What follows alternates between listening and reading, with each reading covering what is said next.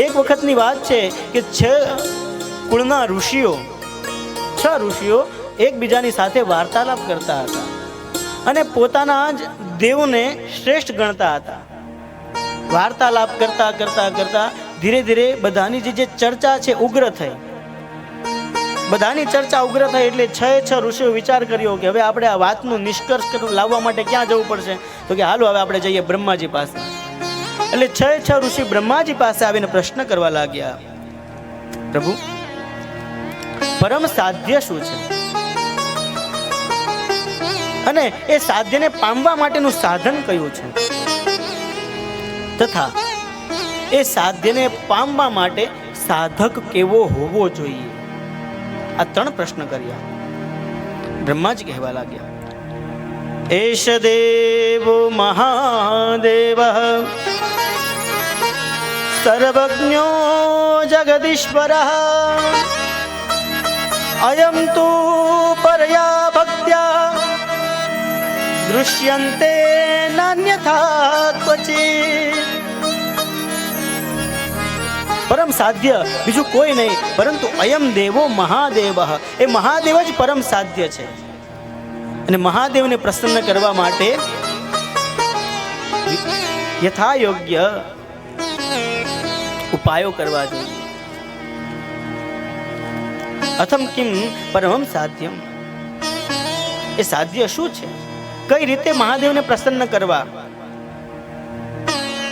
મહાદેવને પ્રસન્ન કરવા માટેના 3 મુખ્ય ઉપાય કીધા. શ્રૌત્રેણ શ્રવણમ તસ્ય વચસા કીર્તનમ તથા મનસા મનનમ તસ્ય મહાસાધનમુચ્યતે. 3 પ્રકારના મહાસાધન કીધા. કયું? તો પહેલું શ્રોત્રેણ શ્રવણમ તસ્ય, સૌથી પહેલા કાનોથી મહાદેવની કથાનું શ્રવણ કરો, કાનથી મહાદેવના નામનું શ્રવણ કરો. અને રામાયણમાં પણ કીધું છે ને, પ્રથમ ભગતિ સજ્જન કર સંગા, દ્વિતીય દુસરી રતિ મમ કથા પ્રસંગા. સૌથી પહેલો સંગ એ સજ્જનોનો કરો ને દુસરી રતિ મમ કથા પ્રસંગા, અને બીજું કથાને સાંભળો. સારા માણસોનો સંગ થશે ને તો જ સારી જગ્યાએ જે લઈ જાય. બાકી તમે જેવા માણસોનો સંગ કરો ને એવી જગ્યાએ જવાનું થાય. જે ન પીવાનું પીતા હોય એનો સંગ કરો તો મહિના 2 મહિના પછી કે હાલ ને ભાઈ તું મારી હારે પીતો નહીં, ખાલી બેહજે. ત્યાં લઈ જાય પછી 2 મહિના 3 મહિના ની હારે રોજ આવવા જવાનું થાય એટલે 5મા મહિનાથી તો ભાઈ તે ટીપું લેતા થઈ જાય. ને સારા માણસોનો સંગ કરો. કાલે એ બધા સજ્જન માણસો અહીંયા આવ્યા હતા, બરાબર. આપણે કીધું હતું કે આવતા 1-1 2-2 જણાને લેતા આવજો, આજે સંખ્યા જો. સારા માણસોનો સંગ કરો તો સારી જગ્યાએ જવાનું થાય. ને કાલે તમે જોજો આ જેટલા છે ને બીજા કાલે બીજાને લઈ આવશે.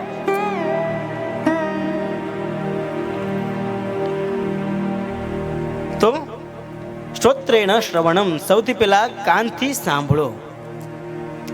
વચસા કીર્તનમ તથા, ત્યારબાદ વચસા એટલે કે વાણીથી, વાચાથી, જીભથી તેનું નામ લ્યો. મહાદેવનું મહાદેવ મહાદેવ, જ્યારે અહીંયા ભુલેશ્વર મહાદેવની જયકાર બોલાવે તો થોડુંક સાથ આપો. તો એને વચસા, વાચાથી મહાદેવનું નામ લીધું. તો વાચાથી જ્યારે તમે પ્રભુનું નામ લ્યો તો પ્રભુ ઓર પ્રસન્ન થાય. અને ત્રીજું કીર્તનમ તથા, કીર્તન એટલે વધારે જો આનંદમાં ઉત્સવમાં આવી જાઓ, વધારે આનંદમાં આવી જાઓ તો આપણે અહીંયાથી જ્યારે કોઈક ભજન આવતું હોય, રાસ ગરબા થતા હોય, તો અહીંયા આવીને આપણે આનંદ કરીએ, ઊભા થઈને રમીએ, એને કહેવાય કીર્તન. આપણે બેનો મંડળી ચલાવે તો આપણે શું કે ભજન કીર્તનમાં જવું છે.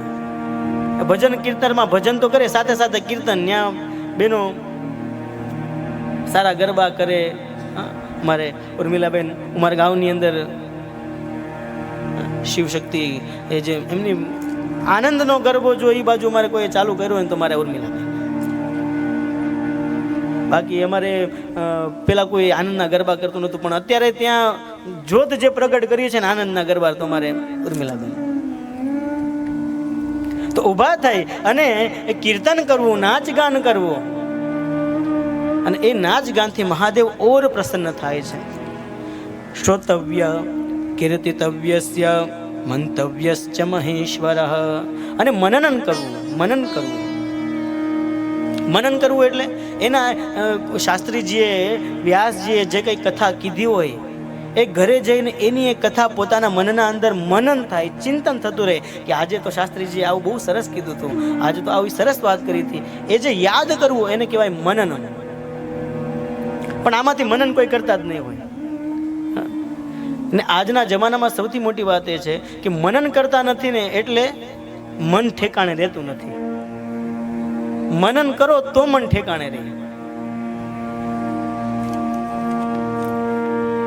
મનનમ કીદૃશમ બ્રહ્મચ્છવર્ણમ ચાપી કીદૃશમ કીર્તનમ વા તથા તસ્ય કીર્ત્યત્યેવ કથાલયમ. તો મનન, શ્રવણ, કીર્તન કેવું હોવું જોઈએ? કેવું હોવું જોઈએ? સત્સંગમેન ભવતિ શ્રવણમ પુરસ્તાત સંકીર્તનમ પશુપતેરદૃઢં સ્યાત સર્વોત્તમં ભવતિ તન્મનનં ત્વદન્તે સર્વં હિ સંભવતિ શંકર દ્રષ્ટિપાતે. બધું જ સંભવ થાય પણ ક્યારે? શંકર દ્રષ્ટિપાતે. સત્સંગ મેન ભવતિ શ્રવણમ પુરસ્સાદ. સત્સંગમાં જાઓ તો સાંભળવા મળે, અને સાંભળો પછી કીર્તનમ પશુપતે રદૃઢં સ્યાત. બેઠા બેઠા જ્યારે પ્રભુના ભજન ગાઓ તો એ તમારી ભક્તિ દ્રઢ થઈ જાય. અને સર્વોત્તમમ ભવતિ તન મનનમ તદન્ની. અને મનન કરો ને ત્યારે તો તમારી ભક્તિ એટલી દ્રઢ થઈ જાય કે મહાદેવ તમારા ઉપર એટલા પ્રસન્ન થઈ જાય કે સ્વયં મહાદેવ તમારી બધી જ મનોકામના પૂર્ણ કરવા માટે તમારા ઘરના અંદર આવીને તમારા ઘરના અંદર અવિરત વાસ કરવા લાગે.